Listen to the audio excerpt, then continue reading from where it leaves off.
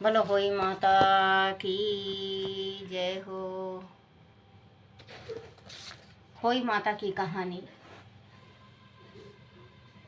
प्राचीन काल में एक साहूकार के 7 लड़के और 7 बहुएं थी और एक बेटी थी। दीपावली से पहले कार्तिक मास की बड़ी अष्टमी को सातों बहुएं अपनी इकलौती ननंद को साथ में लेकर जंगल में खदान से मिट्टी लेने को गई। जहाँ से वह सब मिट्टी खोद रही थी वहाँ साहू माता सेह की मादा थी। मिट्टी खोदते समय सेह का बच्चा मर गया। साहू माता ने कहा कि तूने मेरा बच्चा मार कर मुझे निपुत्री कर दिया, इसीलिए मैं तेरी कोख बांधूंगी। तब वह ननंद अपनी सातों भाभियों से बोली कि तुम में से कोई मेरे बदले में अपनी कोख बंधा लो। 6 भाभियों ने अपनी कोख बंधवाने से इनकार कर दिया, परंतु छोटी भाभी सोचने लगी कि आदि मैं अपनी ननंद का कहना नहीं मानूंगी तो कहीं सासू जी मुझसे रुष्ट न हो जाएं। इस विचार से उसने अपनी ननंद के बदले में अपनी कोख बंधवा ली। इससे जब उसके लड़का हुआ तो वह 7वें दिन मर गया। इस प्रकार उसके 7 लड़के हुए और मर गए। तब एक दिन उसने ज्योतिषी को बुलाकर पूछा कि महाराज, यह क्या बात है? मेरे जो संतान होती हैं वह 7वें दिन मर जाती हैं, सो इसका क्या कारण है? तब पंडित जी बोले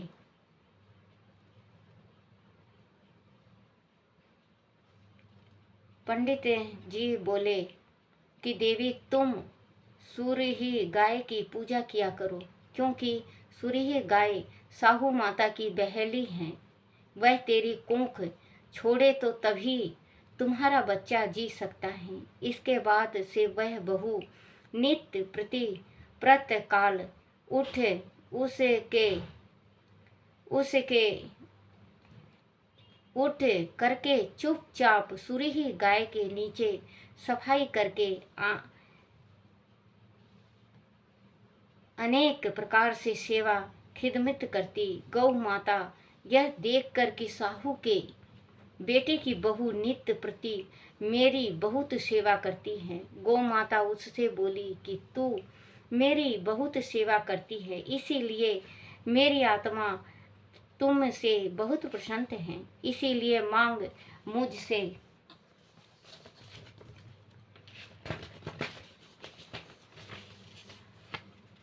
मुझसे क्या मांगती है? साहूकार के बेटे की बहू बोली कि साहू माता तुम्हारी भैली है और उन्होंने मेरी कोख बांध रखी है, सो आप कृपा करके अपनी बहेली से मेरी कोख खुलवा दो।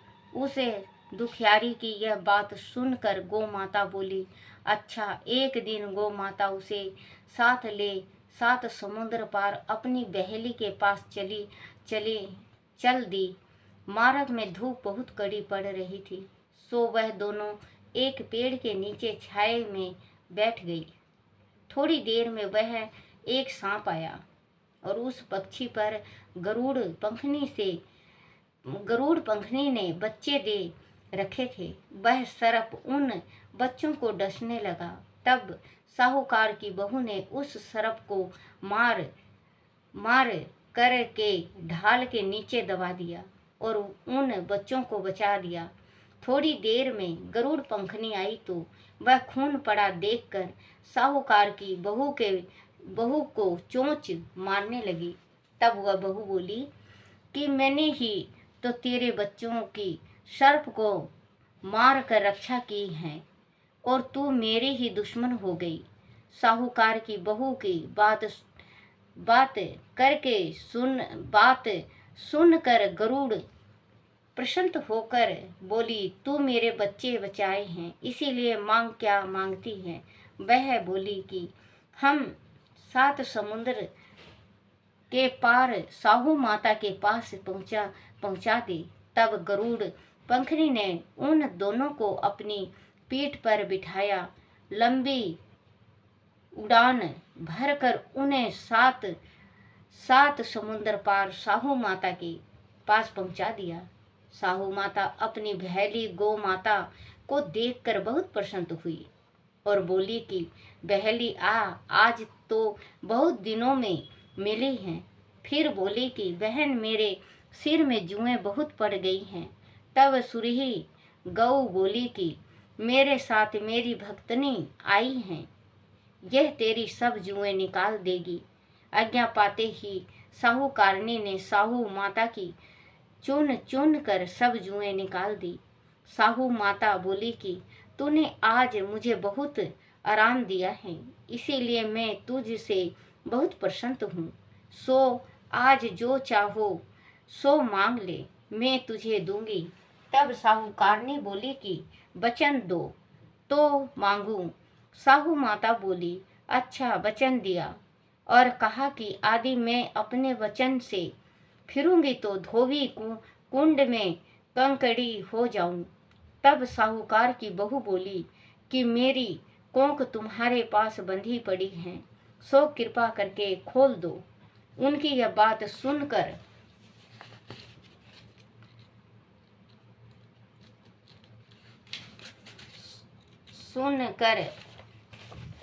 साहू माता बोली कि तूने तो मुझे ठग लिया, मैं तेरी कोंख कभी नहीं खोलती, परंतु अब तो खोलनी ही पड़ेगी। जा, तेरे घर तुझे 7 लड़के और उन 7 की 7 बहुएं मिल जाएंगी।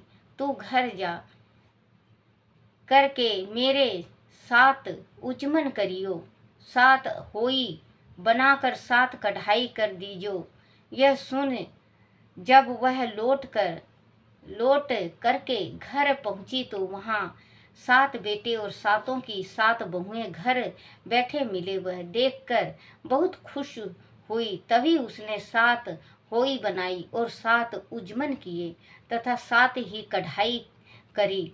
दिवाली के दिन उसकी जिठानियां कहने लगी कि जल्दी जल्दी अपनी चौका पूजन कर लो। अनाथ छोटी बहू बच्चों की याद करके धोने लगेगी। थोड़ी देर में उन्होंने अपने बच्चों से कहा कि चाची के घर जाकर के देख के आओ कि आज वह अभी तक क्यों नहीं रोई। बच्चों ने आकर कहा कि चाची होई बना रही हैं और वह तो खूब उजमन कर रही है। वह सुनते ही उनकी जेठानियां दौड़कर उनके घर गई और जाकर कहा कि तूने अपने कोंख कैसे छुड़वाई। वह बोली कि तुमने तो अपनी बंधवाने से इनकार कर दिया, पर मैंने अपनी छोटी ननंद का ख्याल करके अपनी कोंख बंधवा ली थी। अब साहू माता ने मुझ पर कृपा करके मेरी कोंख खोल दी। जिस प्रकार मेरी कोंख खोली है उसी प्रकार संसार की सभी नारियों की कोंख खोल देना। यह कहानी है। सो हे सहू माता, इसे सुनने वाली तथा हुंकारा भरने वालियों के सब परिवार की नारियों की कोंख खोल देना, यही हम सबकी तुमसे विनती है। बोलो माँ लक्ष्मी की जय हो। बोलो श्री कृष्ण भगवान की जय। एक बिनाक जी था, एक बुढ़िया थी, एक बुढ़िया का बेटा था। एक अंधी बुढ़िया थी, उसका एक लड़का और लड़के की बहू थी। वह बहुत गरीब थे। वह अंधी बुढ़िया नित्य प्रति गणेश जी की पूजा किया करती थी। गणेश जी साक्षात सन्मुख आकर कहते थे कि बुढ़िया माई तू जो चाहे सो मांग ले। बुढ़िया कहती मुझे मांगना नहीं आता, सो कैसे और क्या मांगू। तब गणेश जी बोले कि अपने बहू बेटे से पूछकर मांग ले। तब बुढ़िया ने अपने पुत्र और बहू से पूछा तो बेटा बोला कि धन मांग ले और बहू ने कहा कि नाती मांग ले। तब बुढ़िया ने सोचा कि बेटा बहू तो अपने मतलब की बातें कह रहे हैं। अंत उस बुढ़िया ने पड़ोसन से पूछा तो पड़ोसन ने कहा कि बुढ़िया तेरी थोड़ी सी जिंदगी है, क्यों मांगे धन और नाती। तू तो केवल अपने नेत्र मांग ले, जिससे तेरी शेष जिंदगी सुख से व्यतीत हो जाए। उस बुढ़िया ने बेटे और बहू तथा पड़ोसन की बात सुनकर घर में जाकर सोचा कि जिससे बेटा बहू और मेरा सबका ही भला हो, वह भी मांग लूं और अपने मतलब की चीज भी मांग लूं। जब दूसरे दिन श्री गणेश जी आए और बोले, बोल बुढ़िया माई क्या मांगती हैं? हमारा वचन है, जो तू मांगेगी सो ही पाएगी। गणेश जी के वचन सुनकर बुढ़िया बोली, हे गणराज आदि आप मुझ पर प्रसन्न हैं तो मुझे 9 करोड़ की माया दे, निरोगी काया दे, अमर सुहाग दे। मैं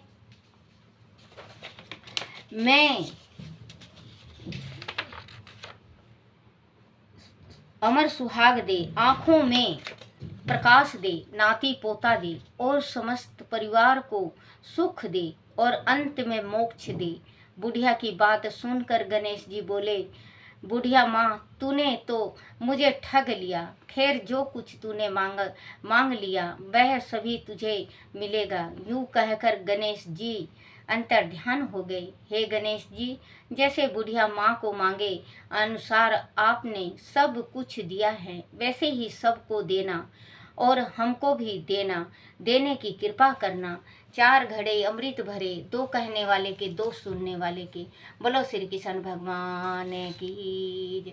बोलो होई माता की जय। ये मेरी होई माता, जिसके संतान ना हो माँ शक्ति, उसको संतान देना। जिस बहन बेटी को संतान है उन संतानों की लंबी उम्र देना, उन बच्चों की लंबी उम्र देना। बोलो होई माता की जय। बच्चों, होई माता का आपको बहुत बहुत बधाई और परमात्मा आप लोगों के बच्चों की बहुत लंबी उम्र हो। बोलो होई माता की जय हो।